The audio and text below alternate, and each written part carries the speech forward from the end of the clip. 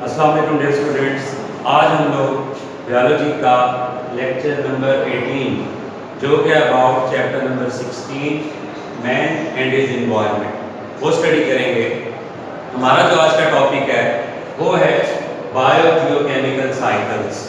Biogeochemical cycles are also called as nutrient cycles. उनको nutrient cycle भी कहा जाता है। ठीक है, जैसा कि आप लोगों को मालूम है आपके एटमॉस्फेयर जो है ये रेजर्वायर है, इसके अंदर बहुत से न्यूट्रिएंट्स मौजूद हैं। ठीक है, बहुत से बायो एलिमेंट्स मौजूद हैं जो हम लोग यूज़ करते हैं regularly for growth and metabolism of body. Body की ग्रोथ के लिए, मेटाबॉलिज्म के लिए बहुत से न्यूट्रिएंट्स हैं जो हम क्या करते हैं, इस्तेमाल करते हैं। ठीक है जी। अब ये न्यूट्रिएंट्स जो हैं अगर इसी तरह रेगुलरली यूज़ होते रहेंगे तो एक दिन दुनिया से ख़त्म हो जाएंगे। लेकिन हमारे एटमॉस्फेयर में एक मैकेनिज्म मौजूद है जिसके ज़रिए से ये न्यूट्रिएंट्स वापस रिसाइकल किए जाते हैं। ठीक है, वो जो फिनोमेना है जिसके ज़रिए से एटमॉस्फेयर से न्यूट्रिएंट्स, ठीक है, वो आते हैं ऑर्गेनिजम्स तक और ऑर्गेनिज्म से वो वापस रिसाइकल कर दिए जाते हैं टुवर्ड एटमॉस्फेयर।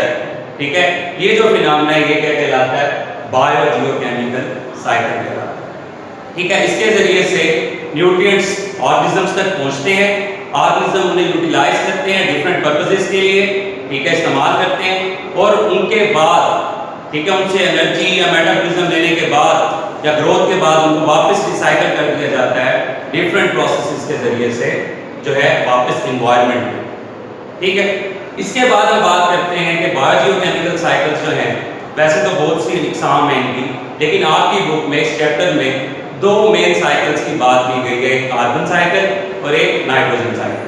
सबसे पहले हम स्टडी करेंगे कार्बन साइकिल के बारे में। ठीक है, कार्बन की इंपॉर्टेंस के बारे में आप लोग बेहतर जानते हैं कि नंबर 1 ये ऑर्गेनिक मॉलिक्यूल है जो हमारी बॉडी के मेजॉरिटी ऑफ मॉलिक्यूल्स का हिस्सा है। मैक्रो मॉलिक्यूल जितने भी हैं हमारी बॉडी में, ठीक है, ये उनका क्या है, हिस्सा है। ठीक है, उसके अलावा जो है कार्बन जो है वो आपके माहौल के अंदर कार्बन डाइऑक्साइड की सूरत में भी मौजूद है। ठीक है, और आपके माहौल में जो इसके और सोर्सेज हैं ये आपके इर्द गिर्द जो है ये कोयले की शक्ल में भी मौजूद है। ठीक है, ग्रेफाइट की शक्ल में भी मौजूद है और जो है डायमंड की शक्ल में भी ये क्या है, मौजूद है। ठीक है, लेकिन यहाँ पे सवाल ये बनता है कि एटमॉस्फेयर से, माहौल से इस कार्बन को लिविंग वर्ल्ड का हिस्सा किस तरह बनाया जाए या ये किस तरह से लिविंग वर्ल्ड का हिस्सा बनेगा। तो उसके जरिए से एक प्रोसेस है जिसके बारे में आप बहुत बेहतर तरीके से स्टडी कर चुके हैं पहले भी, फोटोसिंथेसिस। फोटोसिंथेसिस वो प्रोसेस जिसमें ग्रीन प्लांट्स, ठीक है, अपना फूड प्रिपेयर करते हैं। ठीक है, in the presence of carbon dioxide की मौजूदगी में, वाटर की मौजूदगी में और सनलाइट एंड क्लोरोफिल जो है वो भी इसमें यूज होते हैं और वो इसको कन्वर्ट कर देते हैं कार्बन डाइऑक्साइड को इन ऑर्गेनिक फूड जिसको आप ग्लूकोज के नाम से जानते हैं। ठीक है जी, तो इस तरह से कार्बन जो है वो लिविंग वर्ल्ड का हिस्सा बनता है। ठीक है, पहले वो एटमॉस्फेयर में मौजूद था, एटमॉस्फेयर से लिविंग वर्ल्ड तक आया थ्रू फोटोसिंथेसिस। अब आप लोगों को मालूम है कि हम लोग जितने भी एनिमल्स हैं या प्लांट्स हैं या मोस्टली जो है ऑर्गेनिजम्स कह लें, तमाम ऑर्गेनिज्म ज़्यादातर वो डिपेंड करते हैं फॉर फूड। ठीक है, वो किस पे डिपेंड करते हैं, प्लांट्स पे, यानी कि ग्लूकोज पे डिपेंड करते हैं, सिंपलेस्ट फॉर्म ऑफ फूड जो है। ठीक है, अब वो फूड जो है इंसान या दीगर जानदार इस्तेमाल करेंगे और उसको रेस्पायरेशन के जरिए से, ठीक है, रेस्पायरेशन के जरिए से उसको दोबारा से कन्वर्ट कर दिया जाएगा कार्बन डाइऑक्साइड में और रेस्पायरेशन के प्रोसेस से आपको एनर्जी भी मिलेगी। वो एनर्जी आप डिफरेंट बॉडी पर्पसेस के लिए क्या करेंगे, इस्तेमाल करेंगे। ठीक है, इस तरह से ये कार्बन डाइऑक्साइड वापस एटमॉस्फेयर में ऐड हो जाएगा, रिसाइकल हो गई कार्बन डाइऑक्साइड। फोटोसिंथेसिस के जरिए आपके लिविंग वर्ल्ड में एंटर हुई और आफ्टर फोटोसिंथेसिस रेस्पायरेशन के जरिए से एनर्जी यूटिलाइज करते हुए इसको हमने वापस एटमॉस्फेयर में क्या कर दिया, ऐड कर दिया। एक और प्रोसेस है जिसके जरिए से कार्बन जो है लिविंग वर्ल्ड जो है का हिस्सा बनती है, वो है जी कंबस्शन के जरिए से। आपको पता है animals and plants after death, ठीक है, डिके हो जाते हैं, जब गल सड़ जाते हैं आफ्टर मेनी इयर्स, ठीक है, they are converted into fossil fuels. Fossil fuel जितने भी हैं, ठीक है, अब उनकी बहुत सी इकसाम हैं, पेट्रोल है, लकड़ी है, जो भी चीज़ें हैं जो आपकी फॉसिल फ्यूल में शामिल हैं, वो जब बर्न होती हैं, जलती हैं, कंबस्शन के प्रोसेस से, ठीक है, then they add carbon dioxide in the atmosphere, ठीक है। उस प्रोसेस के जरिए से भी जो लिविंग ऑर्गेनिजम्स की बॉडी में कार्बन मौजूद होता है उनके गलने सड़ने के बाद, ठीक है, या लकड़ी या एक और तरीका भी है कार्बन को ऐड करने का एटमॉस्फेयर में, फॉरेस्ट फायर के जरिए से भी ये, अगर जंगलों में आग लग गई तो उस जरिए से भी ये एटमॉस्फेयर में क्या हो सकता है, दोबारा ऐड हो सकता है, ठीक है। इस तरह से कार्बन जो है मुसलसल आपके एटमॉस्फेयर में रिसाइकल हो रहा है, ठीक है जी। ये था कार्बन साइकिल के हवाले से। इसके बाद हम बात कर लेते हैं नाइट्रोजन साइकिल के हवाले से।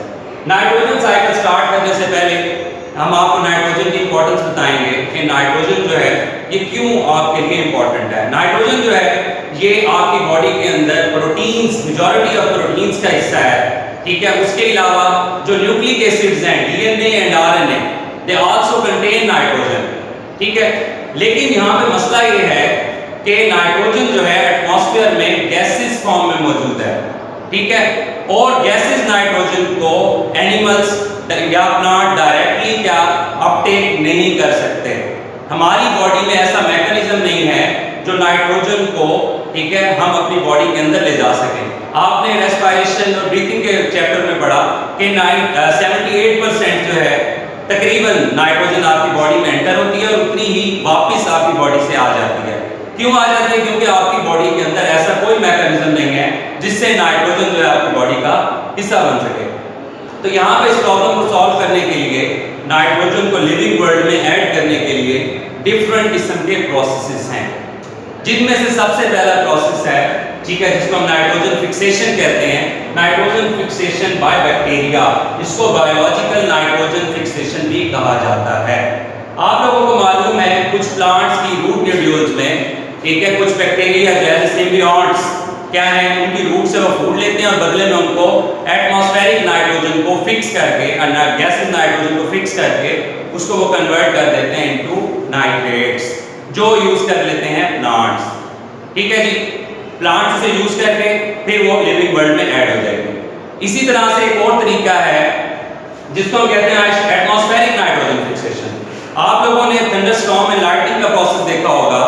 फिजा में जो थंडरस्टॉर्म्स आते हैं, लाइटनिंग आती है, ये एटमॉस्फेरिक नाइट्रोजन को, ठीक है, कन्वर्ट कर देते हैं इनटू नाइट्रेट्स। और वो नाइट्रेट्स, ठीक है, एसिड रेन के साथ या डिफरेंट कंपाउंड्स के साथ जब अर्थ की सरफेस पर पहुंचते हैं तो हमारी अर्थ जो है, हमारे प्लांट्स जो हैं उनको क्या कर सकते हैं, अब्सॉर्ब कर सकते हैं। और एक और तरीका भी है यहाँ पे नाइट्रोजन को, ठीक है, फिक्स करने का, वो है इंडस्ट्रियल नाइट्रोजन फिक्सेशन, जिसके जरिए से हम अमोनिया प्रिपेयर करते हैं by using nitrogen and hydrogen at high temperature and pressure.